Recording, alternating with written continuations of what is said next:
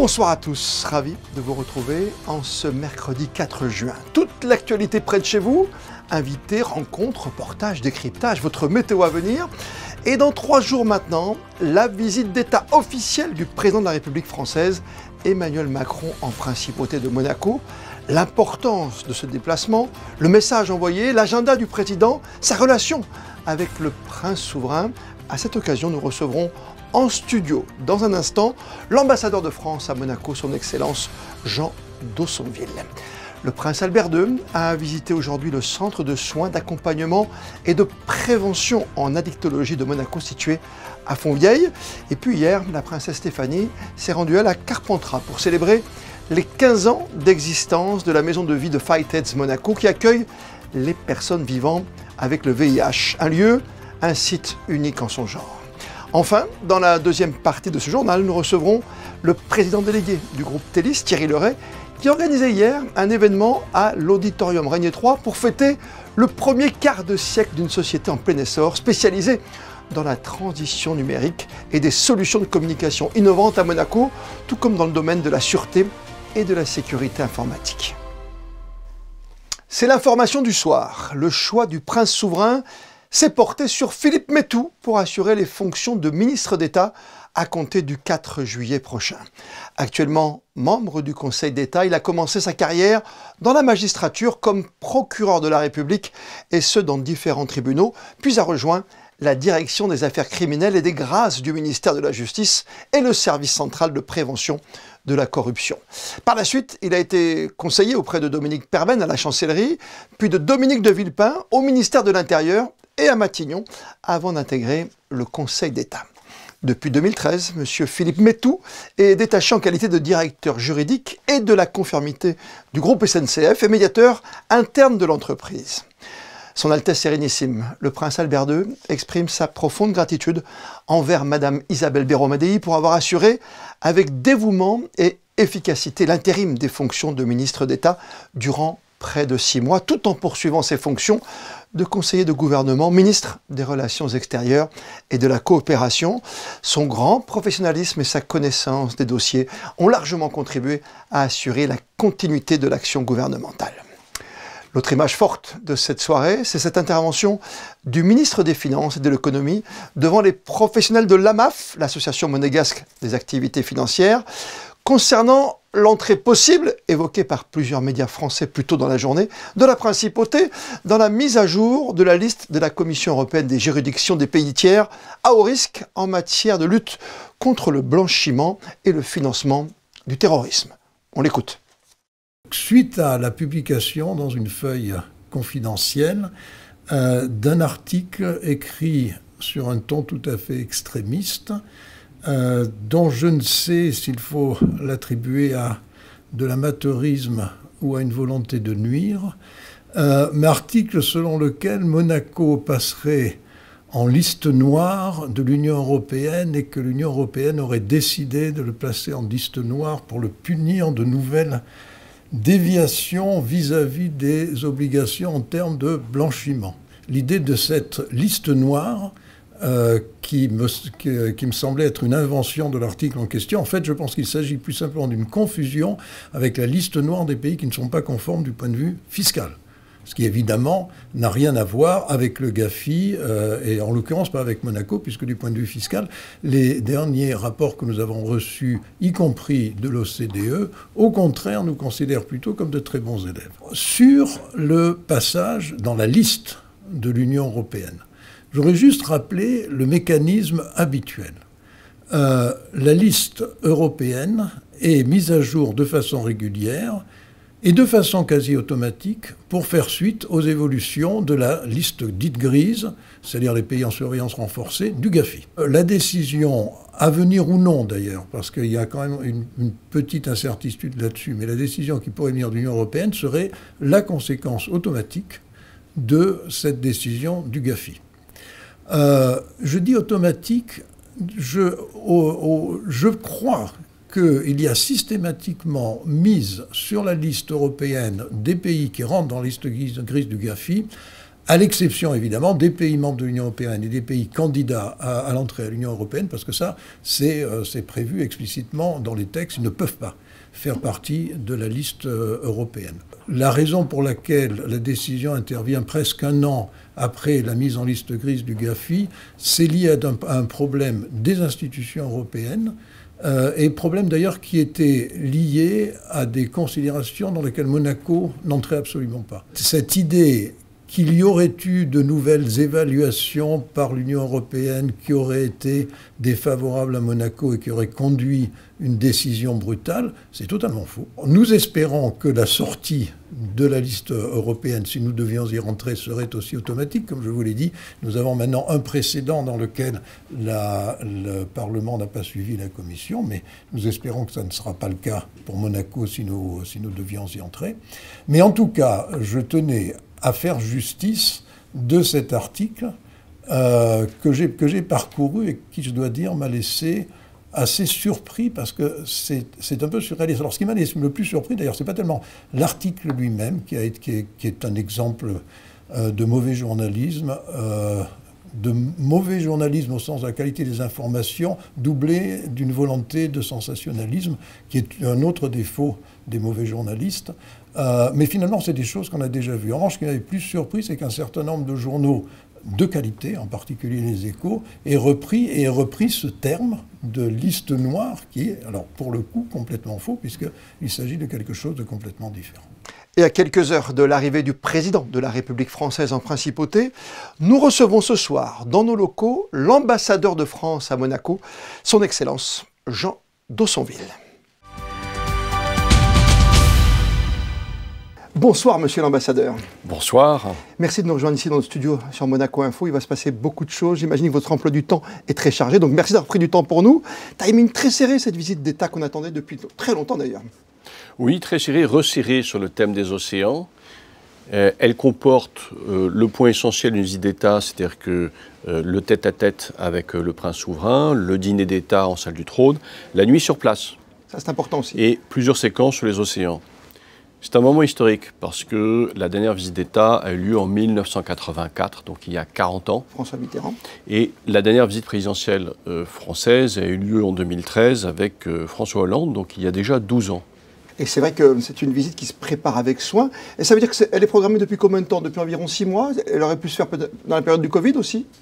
En fait, on avait prévu au départ une visite d'un rang protocolaire moins élevé, visite officielle en 2020, que nous avons dû annuler de part et d'autre à cause du confinement. Et donc, on a pu relancer et qu'on a placé au plus haut niveau protocolaire de façon à honorer Monaco, j'y reviendrai, et aussi à ce que le prince puisse être invité en retour à Paris en visite d'État, ce qu'il n'a jamais eu de son règne. Il va fêter ses 20 ans de règne, donc il est temps de lui faire une visite d'État à Paris. D'accord, ça vous l'organisez en ce moment dans la plus grande discrétion visiblement, mais vous avez raison pour fêter ces 20 ans aujourd'hui de règne du prince souverain. Cette rencontre, ils se sont déjà vus plusieurs fois, la dernière fois pour une triste occasion avec la mort du ministre d'État bien sûr. Ils ont une connivence tous les deux, vous les sentez très proches, ils ont une même vision des choses, notamment sur l'environnement bien sûr. Oui, il y a une relation amicale entre les deux chefs d'État, je dirais d'ailleurs entre le couple princier et le couple présidentiel, je dirais presque une relation affectueuse, et qui est très belle parce qu'elle est à l'image en fait de la relation intime qu'entretiennent la principauté et la République française et ancestrale.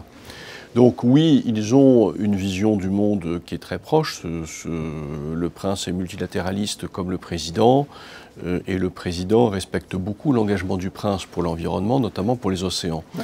Le but de cette visite, c'est de marquer de la considération pour Monaco, en fait, de deux manières. C'est à la fois la personne du prince, et dans son engagement pour les océans, et puis la souveraineté de la principauté. Et c'est pour ça que c'est important que ce soit une visite d'État à ce niveau, parce que, compte tenu de la relation entre la France et Monaco, cette communauté de destin, c'est à la France de marquer devant le monde entier qu'elle respecte la souveraineté de Monaco. Ça c'est très important bien sûr, vous avez dit 20 ans de règne, ce qui veut dire que ça place le prince Albert II à un rang particulier quand il se déplace en France aussi? Ah oui, lorsqu'il aura sa visite d'État en France, il aura tous les honneurs de la République. ce qui a été fait pour le roi des Belges, ce qui a été fait pour le roi d'Angleterre. Et ce qui est rare, par exemple pour le Danemark, ça n'avait pas été fait depuis 20 ans. Et donc ça veut dire concrètement, lorsqu'il arrive en France, bon, il y a l'accueil, mais il a la grande escorte à cheval avec 144 cavaliers. Ça veut dire que les Champs-Élysées ne seront pavoisés aux couleurs monégasques. Ça veut dire qu'il passe 2 nuits sur place en France, dont une à Marigny. Il y a un grand dîner d'État. Et puis, dans tout cela aussi, il y a des annonces, il y a des projets, il y a des accords qui font avancer la relation. Ça permet de faire le point, un peu comme un diagnostic. Oui. Voilà. Mais aussi, cette amitié séculaire. Oui. Voilà, d'avoir aussi des percées, des avancées, de reprendre des choses parfois oubliées et, voilà, et de les délivrer, comme on dit en mauvais français aujourd'hui. On revient à ces prochaines 48 heures, bien sûr, et cette visite qui va durer un peu plus de 24 heures, puisqu'après, Emmanuel Macron s'en ira avec le prince Albert II en bateau vers Nice et un autre grand sommet sur l'océan avec les Nations Unies. Dans cette rencontre, quels sont les enjeux? Vous avez dit des accords, il y a des décisions à prendre, ou c'est simplement une visite où, vous l'avez dit, on assure la souveraineté de l'État monégasque? Il y a des décisions, il y a des annonces, il y a des accords de principe, il y a des déclarations conjointes. Alors, tout ceci, je renvoie aux annonces sur le moment, parce qu'il ne m'appartient pas, en fait, de déflorer ce qui est fait encore, d'ailleurs, l'objet d'un travail en cours, hein, parce que c'est un travail compliqué pour les deux côtés. Mais je crois que le plus important, c'est d'abord de reconnaître l'action de Monaco dans le domaine des océans, donc à travers le BEF, ce forum de l'économie et de la finance bleue, à travers l'engagement personnel du prince, et puis de remercier aussi Monaco de son soutien, notamment dans la conférence des Nations Unies sur les océans qui aura lieu à Nice. On rappelle le parcours, l'arrivée du président Macron est située vers samedi, milieu d'après-midi à peu près?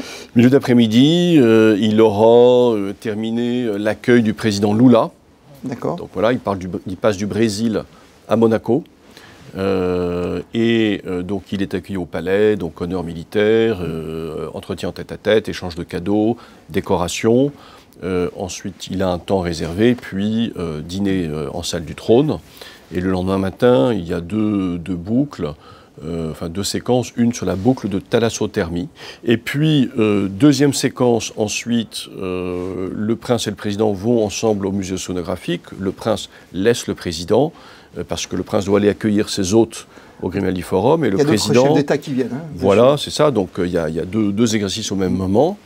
Mais unité de lieu. Et ensuite, ils partiront, les deux présidents, après un discours de clôture, en bateau vers Nice. Ils partiront en bateau, sur un bateau de l'Ifremer, donc de recherche scientifique, voilà, dont la propulsion d'ailleurs est écolo-compatible. Ils partiront ensemble, avec leur délégation, depuis Port Hercule vers Nice pour assister à la parade navale et ensuite être accueillis par les autorités. Très bien, merci pour toutes ces précisions, monsieur l'ambassadeur. C'était un plaisir de vous recevoir. On souhaite une très belle visite au président Macron ici, qu'on attendait depuis très longtemps. C'est une visite d'État, cette fois officielle. Merci à vous d'être venu jusqu'à nous ici sur Monaco Info. C'est moi qui vous remercie. Autre pays mis à l'honneur en principauté cette semaine, l'Italie, désormais devenue la première communauté étrangère en principauté en nombre d'habitants. L'Italie qui a célébré sa fête nationale lundi soir notamment au Yacht Club de Monaco. Et à cette occasion, le navire-école de la marine italienne, le Palinuro, a fait escale aux abords du quai Régnier III. Un moment fort de diplomatie et de mémoire maritime, en présence de son Altesse Sérénissime le Prince Albert II. Et une cérémonie officielle a également marqué cette soirée avec la remise de l'ordre de la Stella d'Italia à Isabelle Béraud Amadei, ministre d'État par intérim. Retour en images sur cette soirée à l'accent transalpin avec Léa Dutrouille et Lionel Bernardi. Un 3-mâts à quai venu tout droit d'Italie, le Palinuro, navire-école de la marine militaire italienne, a jeté l'ancre ce week-end sur le quai Régnier III, une escale symbolique dans la principauté mêlant tradition navale, diplomatie et excellence de la formation maritime. À son bord, de jeunes cadets apprennent la rigueur, le sens du collectif et les valeurs de la mer. Depuis 1955, ce voilier sillonne les côtes d'Europe pour former les futures générations de marins italiens. Depuis le Yacht Club de Monaco, c'est en bateau que le prince Albert II a choisi de rejoindre le navire. Point d'orgue de cette visite, la remise de l'ordre de la Stella d'Italia à la ministre d'État par intérim et ministre des Relations extérieures Isabelle Béraud Amadei. Une distinction remise par le gouvernement italien saluant son engagement diplomatique et la solidarité des relations entre les deux nations. C'est un parcours que j'ai construit depuis longtemps puisque j'ai d'abord été à la Cour européenne des droits de l'homme qui renforçait déjà les relations entre les États. J'ai des origines italiennes, ce qui est pour moi quelque chose de très fort, cette reconnaissance, cette étoile d'Italie. Et donc la proximité à la fois géographique et surtout les liens d'amitié qui existent entre Monaco et l'Italie fait tout à fait sens dans le parcours que j'ai mené depuis le début de ma carrière. Si le Palinuro poursuit déjà sa route, il laisse dans son sillage un message pour Monaco, celui d'une mer qui relie, qui forme et qui honore. Le souverain a visité ce mercredi le centre de soins, d'accompagnement et de prévention en addictologie de Monaco, situé dans le quartier de Fontvieille. L'occasion pour nous ce soir de vous faire découvrir ce centre, ses objectifs et les addictions traitées là-bas. Voici le reportage de Fabien Bonilla et Camille Caloni. Le XAPAM, ou plus précisément le Centre de soins d'accompagnement et de prévention en addictologie de Monaco. Il a été créé il y a environ 9 mois. Ce centre est destiné aux salariés de Monaco, aux étudiants suivant leur scolarité en principauté, aux résidents et aux monégasques. Le XAPAM gère les addictions comme l'alcoolisme, le tabagisme, les toxicomanies, l'addiction aux médicaments, mais aussi aux jeux de hasard ou encore aux écrans tels que les téléphones ou les tablettes. Les objectifs sont de favoriser le repérage précoce des conduites addictives, limiter leurs conséquences et renforcer les actions de prévention, en particulier auprès des jeunes. Aujourd'hui, l'addiction, c'est pas forcément un phénomène hospitalier. La réponse hospitalière, elle fait face à des situations extrêmement graves. Des patients qui ont besoin d'être hospitalisés, qu'il faut sortir de la société pour pouvoir prendre en charge leur addiction et les complications liées à l'addiction. Une structure comme le XAPAM, c'est une structure qui est en ville, qui est une structure qui est indépendante de l'hôpital, qui a d'accès beaucoup plus facile, où les gens sont probablement plus libres de s'exprimer parce qu'il n'y a pas cette pression de l'environnement hospitalier. C'est une façon de simplifier la démarche et de vraiment de rendre accessible à tous, quel que soit l'âge, quelle que soit la situation, sans penser, sans arrière-pensée finalement, sur les conséquences de cette démarche. Situé au centre de Fontvieille dans les locaux de l'unité de psychiatrie et de psychologie médicale, la Roseraie, aux abords du chapiteau, le XAPAM accueille, écoute, soutient et effectue une évaluation médicale et psychologique. On a ouvert en septembre 2024, on est à peu près là 120 personnes qui sont venues nous voir, majorité d'hommes. Majorité des consommations, c'est une demande plutôt par rapport à une problématique par rapport à l'alcool, après par rapport aux drogues ou par rapport au tabac. Le XAPAM a développé un partenariat avec les institutions telles que le Centre Platy, l'Office de la médecine du travail, les différents services du centre hospitalier Princesse Grasse. Ce centre de soins s'inscrit dans le cadre du plan de santé mentale de la Principauté. La maison de vie de Fightheads Monaco vient de célébrer un bel anniversaire. Oui, 15 ans déjà que ce lieu d'accueil unique en son genre a ouvert ses portes à Carpentras. Il offre une parenthèse aux personnes vivant avec le VIH à travers de nombreux ateliers, des sorties et des temps de partage et d'échange. Le reportage à Carpentras de Patricia Navarro et Sylvain Péroumal. 1, 2, 3. Il y a 15 ans, au cœur du Vaucluse, à Carpentras, naissait un lieu unique en France, un lieu de repos, de reconstruction, de dignité. La maison de vie, portée par l'association Fightheads Monaco, a ouvert ses portes en 2010 et a reçu depuis plus de 2000 résidents. Un projet qui n'aurait pu voir le jour sans la ténacité et l'engagement de la princesse Stéphanie, qui avait visité un lieu de ce type aux États-Unis et qui a souhaité importer ce concept. Ça fait plaisir de voir que la maison de vie, elle joue toujours son rôle aussi bien quand on voit les sourires sur les visages des résidents ici. Et que, en même temps, c'était un projet fou, il y a 15 ans, de faire ça, partir de rien et de créer cet havre de paix. Et il y a toujours cette même atmosphère, comme des bras qui vous prennent et qui vous réconfortent. Donc je pense qu'on a rempli notre mission depuis 15 ans et on évolue avec le temps, avec les années. On cherche de nouvelles idées, de nouvelles manières d'aider les personnes. Et pour fêter ses 15 ans, résidents actuels ou plus anciens, bénévoles, accompagnants et amis de la Maison de Vie se sont réunis pour célébrer un anniversaire qui montre que le lieu a été pérennisé et bénéficie aujourd'hui d'une importante reconnaissance de la pertinence du travail accompli. Une journée marquée par les souvenirs et les témoignages. Moi je dis que moi qui habite Nice, j'ai quitté la ville de Nice, je suis arrivé la première fois, j'ai trouvé du calme, beaucoup de repos, une grande écoute comme je l'avais déjà dit, et puis la sérénité, mieux dormir, pas réfléchir, pas penser, jamais parler de la maladie. Et là c'est un petit peu, comme on dit, un havre de paix. Il faut venir passer un petit moment ici si vous pouvez et profiter de cet endroit qui est magique. Ça m'a apporté beaucoup de légèreté, beaucoup de joie, énormément de rire. Ce que je garde en partant de ce séjour, c'est le rire de chacun, des éclats de rire à gorge déployée qu'on a pu vivre ensemble, tous. Tout au long du séjour, dans n'importe quelle pièce où on pouvait se trouver, on entend des rires au loin, proches. C'est vraiment le rire, le rire qui faisait presque vibrer les murs de la maison. À la Maison de Vie, on parle donc d'espoir, de dignité, de liens tissés. Et à Carpentras, ce 15e anniversaire sonne comme une promesse, celle de continuer encore et toujours à faire de cette maison un havre chaleureux et accueillant. C'est déjà un projet qui est extraordinaire. C'est un projet qui fonctionne bien parce qu'il y a une construction ces 15 dernières années de manière collective sur l'accompagnement qu'on réalise ici sur place à Carpentras. Donc on peut dire qu'on va capitaliser sur ces 15 ans. Sur cette expertise développée par l'équipe et cette remise en cause quotidienne de notre travail d'accompagnement. Et puis après, voir comment on peut accompagner encore davantage de monde. La Maison de Vie est un lieu pour souffler, pour se retrouver, pour reprendre confiance. C'est un cocon. On y vient pour une parenthèse, entourée par une équipe engagée, formée, bienveillante, qui est là pour favoriser la parole, l'écoute et le lien humain. L'Institut monégasque de formation aux professions judiciaires a lancé l'ouverture des inscriptions à ces programmes de formation pour la saison 2025-2026. Un programme créé il y a quelques années et qui prend de l'ampleur. À qui s'adresse-t-elle? Quel est le sens? Quel est le contenu de ces formations? Le secrétaire d'État à la Justice, Samuel Vuelta-Simon, et Yves Strickler, le directeur scientifique de l'Institut de formation, nous répondent. Alors, il y a un programme général qui vise à mieux faire connaître les institutions publiques, mais aussi les institutions judiciaires, les professions judiciaires et du droit.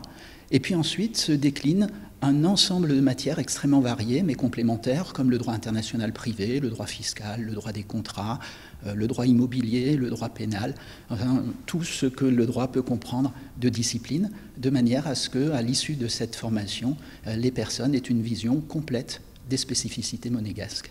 La formation, c'est une nécessité d'abord. C'est une nécessité, comme je vous disais, une nouvelle loi arrive, il faut absolument former les personnels qui ne l'ont pas été, qui ne la connaissent pas, à son application. Et puis, c'est une nécessité qui permet de garantir un niveau de qualité constant, en évolution, des professionnels. Mais c'est le cas pour toutes les professions, en fait.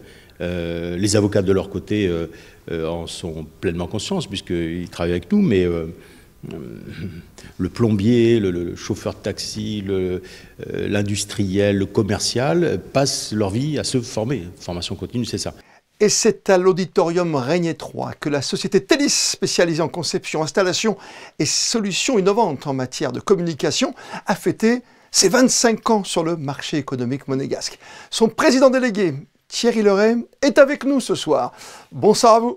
Bonsoir Christophe. On fête et on a fêté à Monaco un quart de siècle pour votre société Télis qui innove toujours depuis des années et qui est une société ô combien importante dans notre paysage. Comment s'est passée cette journée? La journée vient de démarrer. Elle vient de démarrer avec un magnifique village Télix Expo que l'on a mis en place avec nos partenaires, puisque ce sont des partenaires historiques, des partenaires de plus de 25 ans, avec lesquels on a pu mettre en œuvre toutes les réalisations complexes, sécurisées en matière de digital, de communication unifiée en principauté de Monaco. Donc sur les 25 ans, qu'est-ce que vous retenez comme passage, hormis évidemment le baptême, j'imagine, mais quelles ont été les étapes en 25 ans de votre progression chez Télis? On a eu des étapes à différentes époques de ces 25 ans. Il y a eu des étapes en 2001, après les attentats du 11 septembre, où on a créé notre filiale Actis. Il y a eu ensuite 2005, où on a réalisé des ouvrages prestigieux, le Monte Carlo Bay, une grosse partie de la Société des Bains de Mer. On a même mis des équipements en place en 2005 pour assurer 800 journalistes en communication lors des obsèques du prince Régnier. 2005 et puis 2009, 2010. Voilà, chaque année on a eu des étapes très enrichissantes avec toujours les nouvelles technologies et toujours en s'adaptant au marché avec beaucoup d'agilité. Oui, votre problème justement c'est l'adaptabilité, ce qui est le moins évident dans ce domaine très sécuritaire, on le rappelle. D'abord nous on construit des réseaux les plus sécurisés possibles et puis après on va travailler et là on a des experts, on a même des partenaires sur ces sujets-là pour sécuriser ces réseaux au plus haut niveau de ce que l'on attend. Maintenant la problématique c'est déjà de construire ces réseaux et de bien les penser. Je pense souvent à l'exemple prenons une banque, si vous mettez 30 portes d'entrée, il faudra sécuriser 30 portes. Si maintenant vous faites une conception bien réfléchie avec peut-être que 3 ou 5 portes d'entrée, eh bien c'est un peu plus difficile d'y pénétrer. Donc voilà, le niveau réflexion sur l'ouvrage est très important pour la sécurité future de l'ouvrage de communication. Parce que la base, c'est la conception, la réalisation, la maintenance de ces outils numériques, on a bien compris. Mais il ne faut pas oublier la croissance. Vous dites une banque ou un hôtel ou un organe de presse, il évolue, il s'agrandit, donc il faut ouvrir d'autres portes, il faut créer d'autres passerelles. Il faut créer d'autres portes, il faut aussi créer d'autres sites. D'ailleurs, une de nos spécialités, c'est de mettre en place des réseaux multisites. Donc on a des clients qui ont plus de 10, 12, 15 sites en Principauté de Monaco, avec une interco qui se fait via l'opérateur historique. Et puis, tous ces réseaux-là, ensuite, il faut mettre tout ça en musique, en assurer la sécurité et surtout en assurer la disponibilité des nouveaux services qu'attendent les clients. Il ne faut pas oublier que derrière, notre job, c'est d'amener les nouveaux usages pour nos clients. Votre idée, toujours, de toute façon, c'est de libérer le potentiel de chaque entreprise qui s'associe avec vous, qui travaille avec vous? C'est ça, absolument. Et aujourd'hui, je crois que c'est une très très belle démonstration, puisque l'ensemble des partenaires qui sont avec nous aujourd'hui sont des partenaires historiques stratégiques depuis plus de 20 ans. Le maître mot en Principauté, c'est toujours attractivité, on le sait. C'est aussi fidélité et sécurité dans votre domaine. Absolument. Sécurité, fidélité, travail bien fait. Et je faisais le point justement, en 25 ans, tous nos clients nous sont toujours fidèles. On vient de passer le quart de siècle avant de conclure. Quelle est la nouveauté aujourd'hui? Qu'est-ce qui va nous arriver de plus? Qu'est-ce qui est dans un avenir proche, alors qu'on est en train de maîtriser petit à petit, je ne sais pas si on y arrivera tout le temps, l'intelligence artificielle, on vient d'en parler. Quelle va être la plus grande nouveauté? C'est toujours dans la sécurité ou c'est autre chose? Non, la nouveauté, pour moi, elle est dans la mobilité. C'est-à-dire qu'aujourd'hui, regardez ce que vous faites, ce que je vois autour de moi dans cette interview. Vous travaillez avec des mobiles, il n'y a pas de prompteur, il n'y a pas d'outils gigantesques. L'avenir, il est dans la mobilité. Il est d'emmener avec soi le maximum d'informations d'une manière la plus sécurisée possible. Mais c'est la mobilité. Mobilité au sein d'un pays comme Monaco, mobilité entre sites, mobilité avec le télétravail, mobilité pour les itinérants dans tous les pays du monde. Notre job, il est de donner des équipements les plus sophistiqués, je dirais les plus pertinents et les plus sécurisés pour la mobilité. Avec un data center ultra sécurisé, on l'imagine.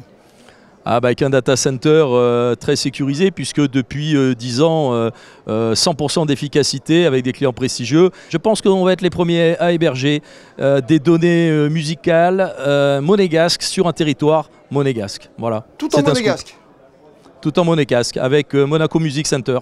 Très bien, c'est une bonne nouveauté pour fêter comme il se doit et dignement ce quart de siècle, ce 25e anniversaire. Merci 1000 fois Thierry Leray d'avoir été aussi complet avec nous ce soir sur Monaco Info. Merci Christophe, merci beaucoup. Les sports et la Roca Team qui a subi la loi de Villeurbanne hier soir lors du match 1 de la demi-finale du championnat de France de basket. Défaite de 20 points, 94-74. Match 2, vendredi soir, 21h, avant la troisième rencontre. Dimanche à la maison, à la salle Gaston Médecin à 16h30.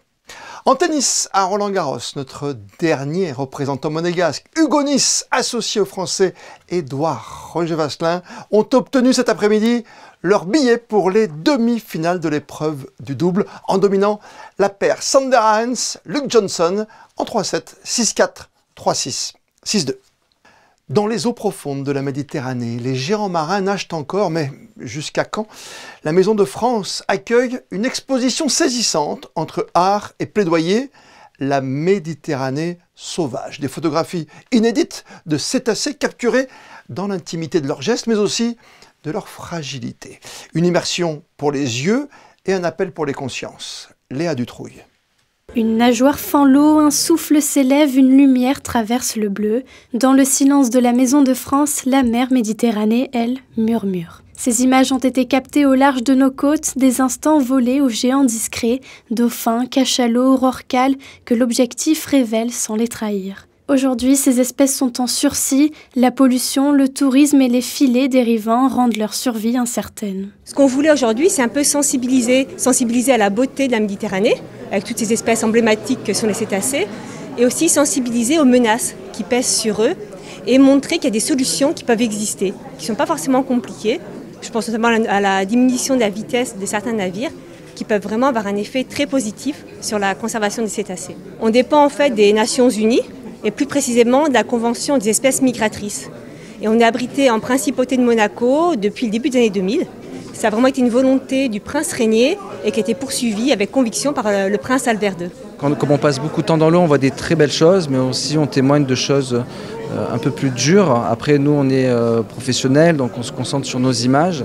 Et l'idée de la photographie, en fait, c'est de raconter des histoires. Donc on raconte des belles histoires, mais aussi on va sensibiliser, essayer d'aller toucher le public pour essayer de l'inciter à changer un petit peu son mode de vie et surtout se poser les bonnes questions pour limiter son impact sur l'environnement. Aujourd'hui, en Méditerranée, les mammifères, par exemple, sont victimes du trafic maritime. C'est une des plus grosses menaces pour les mammifères marins, puisque c'est la pollution sonore et c'est les collisions avec les navires. Et si nous, on réduit notre consommation, on va réduire aussi ce trafic maritime. Donc le but du photographe, en fait, c'est d'émerveiller, de montrer le beau pour attirer le public à s'intéresser à la mer, à ces espèces qui sont des espèces en plus patrimoniales. Hein. C'est incroyable comme espèce d'avoir des dauphins, des baleines juste devant chez nous.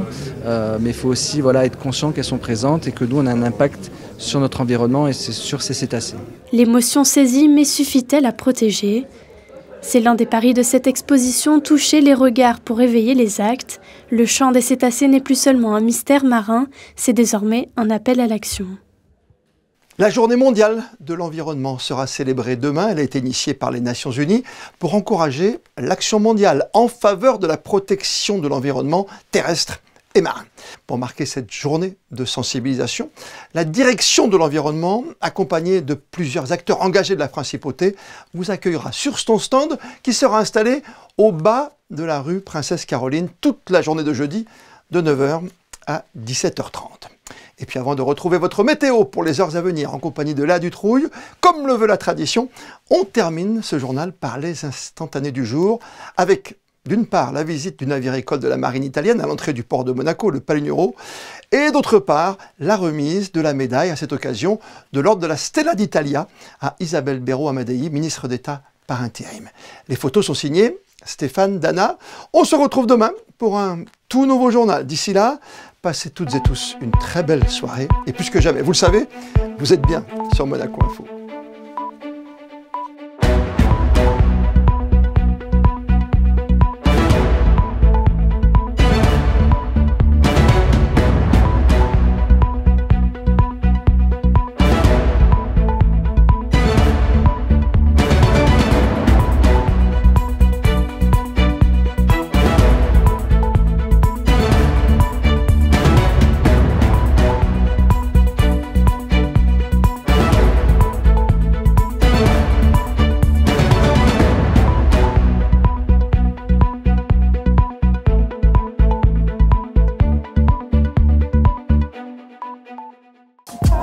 Retrouvez la météo avec Maya Bay, le restaurant référence thaï japonais de Monaco.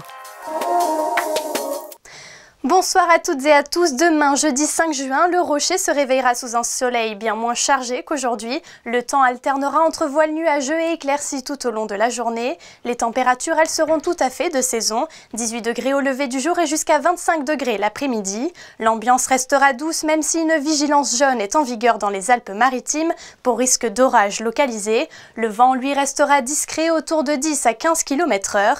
Côté calendrier, ce 5 juin, c'est la Saint-Boniface, un évêque du 8e siècle considéré comme l'un des missionnaires ayant joué un rôle clé dans l'évangélisation de l'Europe germanique. Et puis c'est aussi et surtout la journée mondiale de l'environnement, une journée portée par les Nations Unies pour rappeler l'urgence d'agir. Cette année, le thème met l'accent sur un fléau bien connu, la pollution plastique, un enjeu majeur ici comme ailleurs. Une très bonne soirée à vous sur Monaco Info. C'était la météo avec Maya Bay, le restaurant référence thaï japonais de Monaco.